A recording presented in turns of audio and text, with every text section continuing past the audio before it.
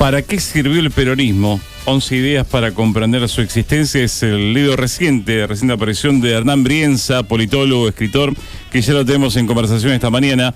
Hernán, bienvenido, ¿cómo estás? Buenos días. ¿Qué tal? Buenos días, ¿cómo les va? Bueno, contanos un poco sobre por qué este libro en este momento, en estos meses, en este tiempo en el cual parece ser todo predominante desde el oficialismo, de La Libertad Avanza. Bueno, fundamentalmente porque la derrota electoral del año 2023 marcó para mí dos fuertes crisis hacia el interior del peronismo.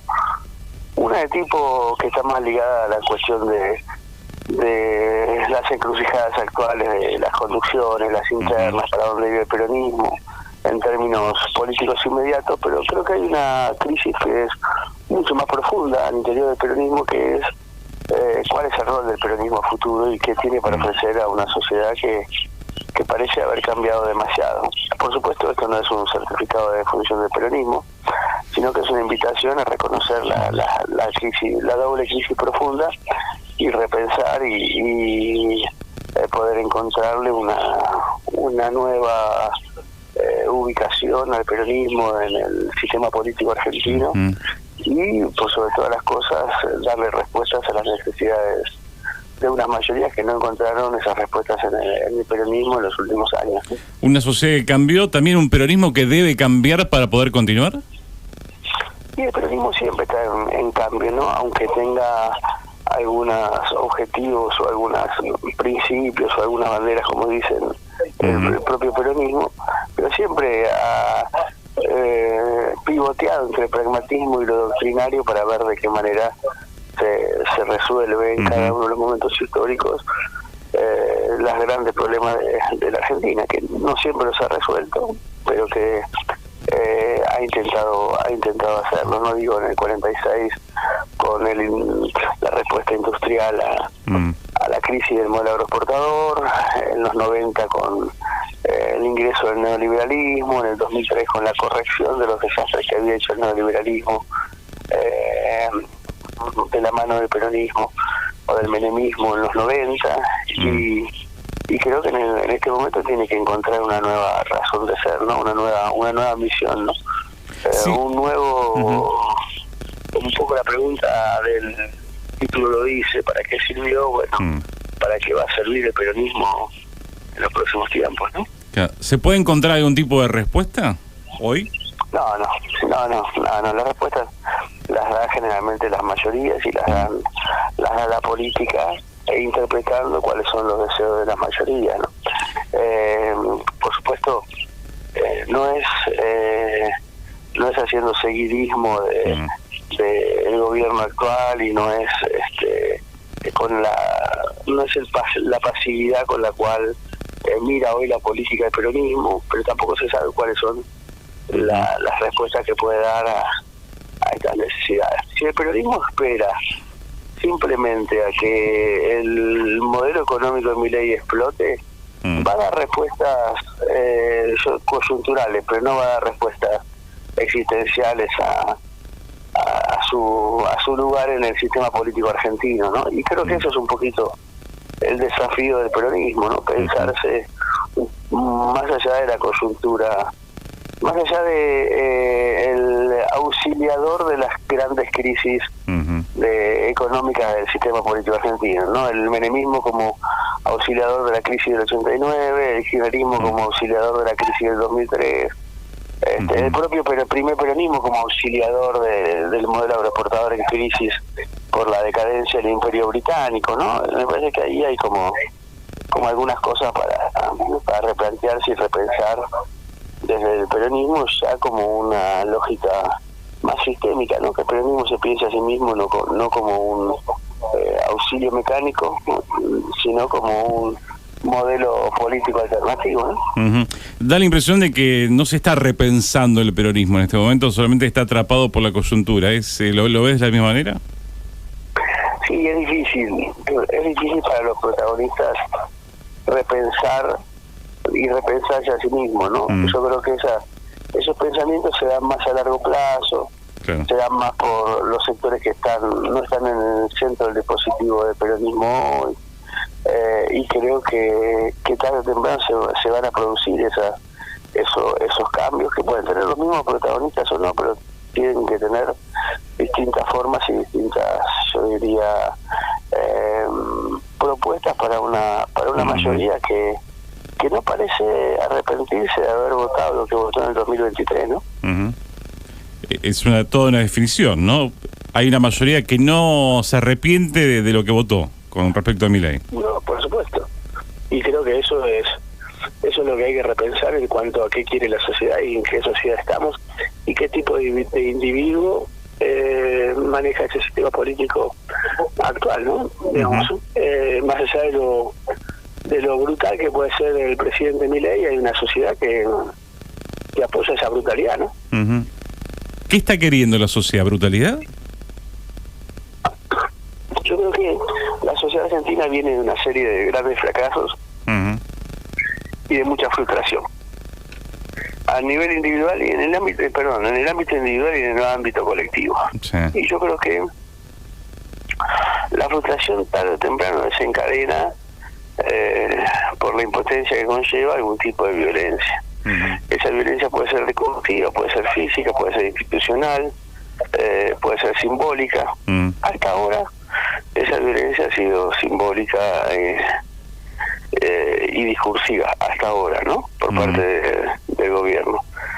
Yo creo que la sociedad ha acompañado esa violencia discursiva y simbólica. La sociedad al menos que lo ha votado, ¿no? Y yo creo que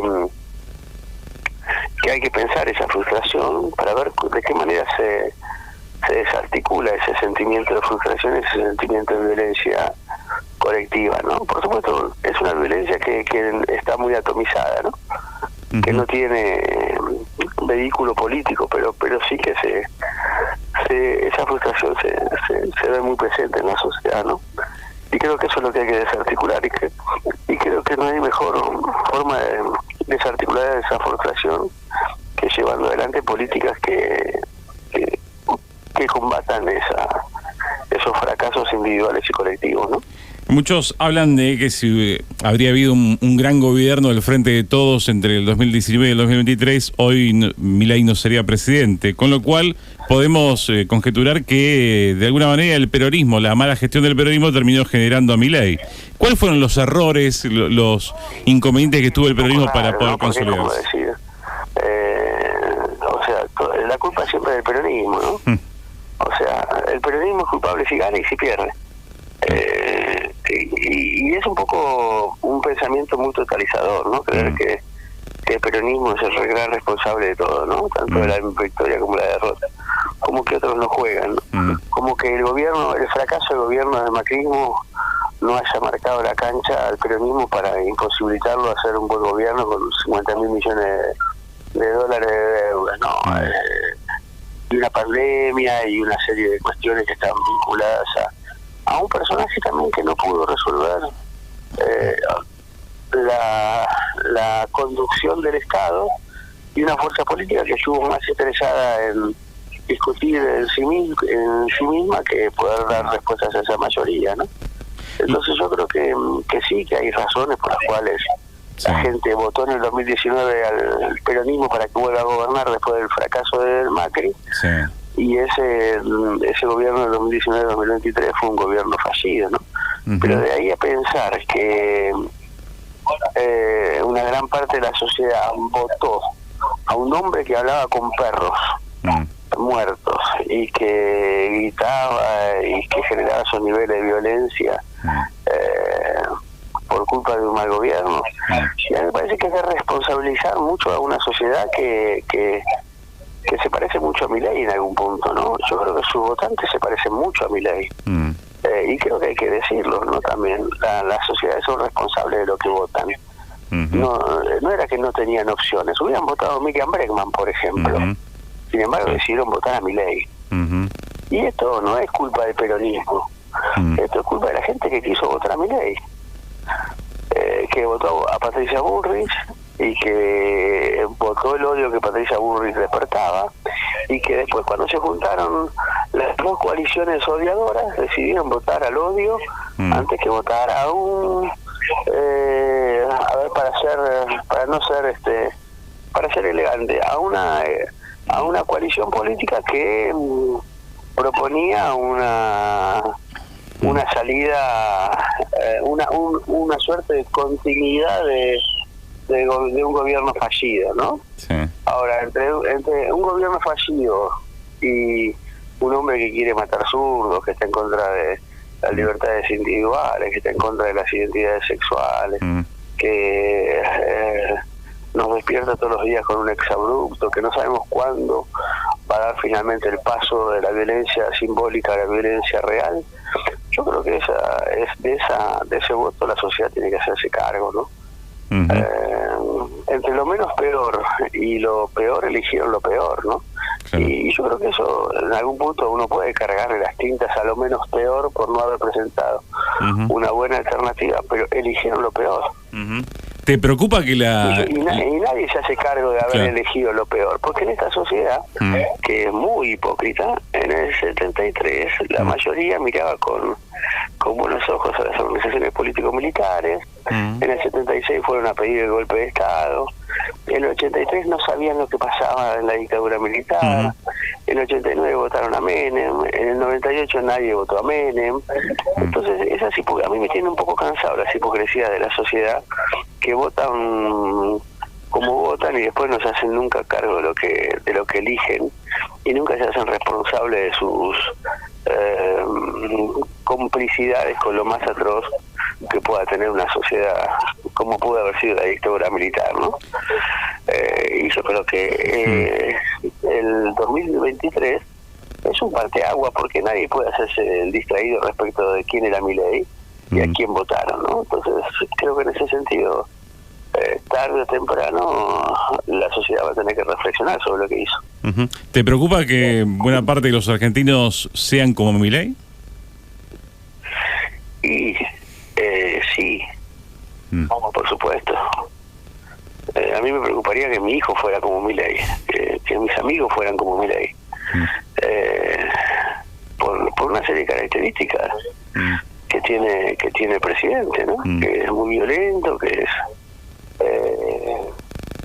irregular en su comportamiento y en su conducta, que no es superior ni estética, ni moral, ni políticamente, ni nada, a ningún argentino que se exprese como tal, ¿no?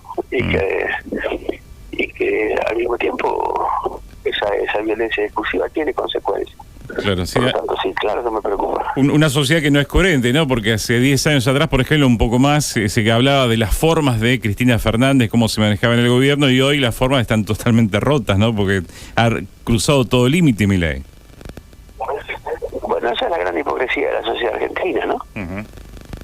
Donde si de alguna manera hay una doble vara permanente, y esa doble vara permanente tiene que ver con la constitución de una hegemonía que permite que una coalición política sea capaz de hacer cualquier cosa y que una coalición política no pueda hacer nada, ¿no? Si a los no peronistas se los juzgara con la misma vara que se juzga a los peronistas, no quedaría ni uno suelto, ¿no? Sin embargo, con el peronismo son absolutamente duros, ¿no? Y eso creo que tiene que ver con algo que planteo en el libro, es que el peronismo es el extranjero en el sistema político argentino, ¿no? Es el otro, es el que no tiene el poder ni la hegemonía política, con lo cual es un poco el rehén de aquellos que verdaderamente tienen el poder, ¿no? Que tienen la capacidad de dominio. Y creo que esto es algo que los argentinos no vemos, ¿no? Nosotros creemos que porque el peronismo ganó varias elecciones, es un partido hegemónico, ¿no? Y puede ser un partido hegemónico en cuanto al sistema democrático, pero no a una sociedad que es mucho más compleja, que está ligada, dominada por un poder judicial, por un poder mediático, por un poder empresarial, por un poder cultural, por un sistema cultural que marca de qué manera debe ser la Argentina y de qué manera no debe serla, ¿no? Imagínate hoy los empresarios agrícolas, agroexportadores, si este gobierno fuera peronista, estarían cortando todas las rutas, ¿no? Sin embargo, no se están fundiendo y no salen a protestar, o protestan levemente porque no es un gobierno peronista, ¿no? Hernán, imagínense que un gobierno, un peronista dijera, tiemblen gorilas de mierda que los vamos a perseguir hasta donde vayan, ¿no? ¿Qué dirían los medios de comunicación de eso, de esa forma de comunicarse del peronismo? Y el peronismo hace por lo menos 50 años, 40 años, desde la quema del ataúd de Herminio Iglesias, que nos genera este tipo de manifestaciones políticas, ¿no? Sin embargo, los violentos, los antirrepublicanos, los antidemocráticos es el peronismo, ¿no?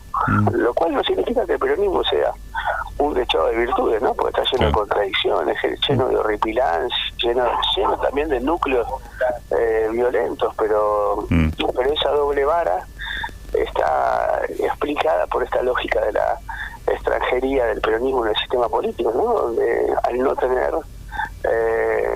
el poder real, termina siendo víctima de ese poder real, ¿no? Hernán, ¿te sorprende la interna surgida dentro del kirchnerismo entre Cristina y Kicillof? Es inentendible. ¿No? Daniel Scioli, hoy fervoroso militante del mileísmo, fue candidato del peronismo kirchnerista. Alberto Fernández fue presidente y candidato a presidente y presidente del espacio peronista kirchnerista. Massa fue candidato a presidente por el espacio peronista kirchnerista. Y Kicillof es un traidor. Es raro. No, es raro esa forma de pensar hacia el interior del peronismo y del kirchnerismo, ¿no? Yo creo que la mayoría de los peronistas y la mayoría de los kirchneristas no entienden esa interna, y es muy difícil de explicar, ¿no? El tema es qué va a pasar con el peronismo en el próximo tiempo, una pregunta que todavía no tiene respuesta, según lo que dice Hernán. ¿Crees que puede volver en el corto tiempo a convertirse en una alternativa al peronismo? Mira, yo al peronismo nunca viste que esa frase del peronismo nunca lo des por muerto. Bueno, yo creo que hay algo de cierto en eso.